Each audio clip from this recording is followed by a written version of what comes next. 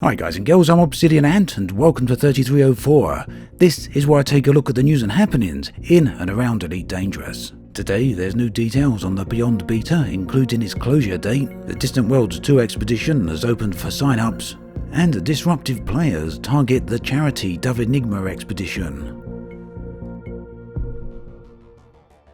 So then, this is my second attempt at this video today. Those of you who were early enough to catch the previous one before I deleted it would have noticed the very obvious mistake where I mentioned an incorrect release date. So let's try that again and get it correct this time. The open beta for Chapter 1 of Beyond is scheduled to close at the end of this week. That's Friday the 9th of February. For now, the beta server is still available for everyone who currently has access. The beta servers are also going to go down tomorrow for a short while for an update bringing it up to beta version 3. At the moment though, there's no patch details as to what that update is going to contain. Frontier have also made a few changes to the current beta to enable rapid testing of certain game mechanics. Most notable of these is that all engineer blueprints now only require a single unit of iron. Additionally, all tech broker items can also be unlocked for a single unit of iron. To assist with this, Frontier have given all players 100 units of iron, plus a further 100 units of selenium, which could be used to trade for more iron. And finally, all modules and ships have been discounted to just 10% of their value on the live servers. So if you're a PC player, that means you have beta access, and if you haven't done so already, why not jump onto the servers and try a few things out. Distant Worlds 2 is already off to a fantastic start, with well over 1,000 players already signed up for the expedition.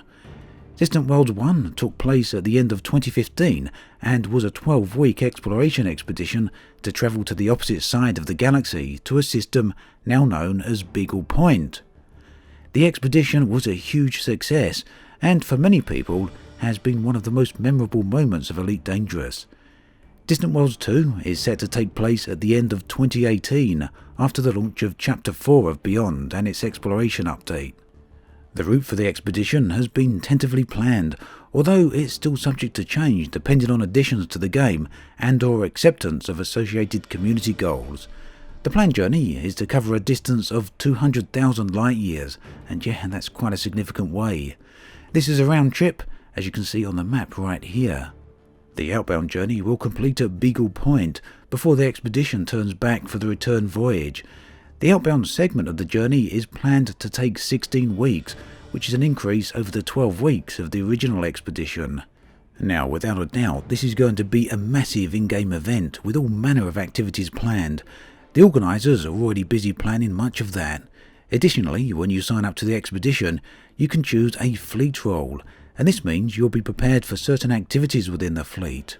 There are numerous roles, and they include things such as fuel rats for fuel delivery, fleet mechanic for maintenance and repair, and this will be for those players that carry repair limpets, or even fighter escort for defensive roles. There are also many other positions available, so do check out the forum thread. Many of the activities for the event are still open to planning, as they will be dependent upon the nature of the exploration mechanics that will be available in the Chapter 4 update. And as yet, Frontier have not released any information on how any of that is going to work or what it will include. But as that information is revealed, the activities of the expedition will be updated accordingly. And of course, among those features, both new discovery mechanics and space phenomena are highly anticipated. So if you're interested in signing up to the expedition, then do check out the link in the video description, and there you will find a forum thread with all the information you need. The Dove Enigma expedition was a journey to Colonia, the galaxy's second human-inhabited area, and this was undertaken for the dual purposes of promoting a charity, as well as run in the name of Commander Dove Enigma himself, who is rather sadly fighting terminal cancer. The final waypoint of the expedition was a brand new megaship named in honour of Dove Enigma. A wonderful aim then for great causes. However, things went awry when a group of players decided to make the expedition a target for a disruptive attack known as UA bombing. UA bombing is a game mechanic that essentially allows players to put the main functions of a station offline, and they do this by selling Thargoid technology or Thargoid sensors to that station's black market. And the target of the attack in this case was the brand new megaship Dove Enigma. This attempt to disrupt a charity-based expedition was understandably met with a lot of negativity. What's more, it appeared that the disruptive players may have used a known exploit in order to achieve their goals. The effects of the timing of this attack, incidentally, were timed to be at the utmost disruptive moment, literally days before the expedition is due to complete. Fortunately, hundreds of players came to the aid of the expedition by delivering a commodity known as meta-alloys, which are able to counter the disruptive effects of the Thargoid technology. Frontier has since confirmed that enough materials were delivered by players in order to prevent the shutdown of the megaship. This, of course, is very welcome news, because by the time the expedition completes on the 11th of February, players will have spent a month of their lives on the journey. This expedition really has highlighted both sides of the Elite Dangerous community, those who get their kicks from being disruptive, whether using legitimate game mechanics or otherwise, and those who love nothing more than to come together for a great cause. Ultimately though, in the end, it seems the Dove expedition continues to be a fantastic and highly memorable event for a lot of people. Team Hotbox and Hutton Films have got together to make a rather nice film on the Thargoid ship attacks called Bug Hunt. Now the video weighs in a fairly hefty 14 minutes and is available on YouTube. I'll link it below so you can go and check it out. And it does feature some rather nice camera work, especially during the combat scenes. You can see some of that on the screen right now, and like I say, to see the full thing, do go check that link. This weekend, a new Guardian ruins were discovered by Commander Awan.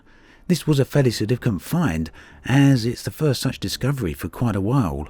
What's interesting about this specific find is that there were two separate ruins situated very close together. The discovery was made during an unrelated expedition, as Commander Awan came across unclaimed worlds in an area of space where many planets have already been claimed. Over 12,000 light years away from Sol N, he discovered 3 new ruins. You can see his story told via text and images in the link below. Now this is going to tie into the new galaxy map filters that are currently available in beta, and they're no doubt going to be coming in very handy, as they now allow players to filter by territory, and this of course includes Thargoid as well as Guardian space, and this certainly brings up a very open question as to what it would ultimately mean for gameplay. That then brings us to an end of this episode of 3304. As always, thanks for watching, and I'll catch you guys and girls next time.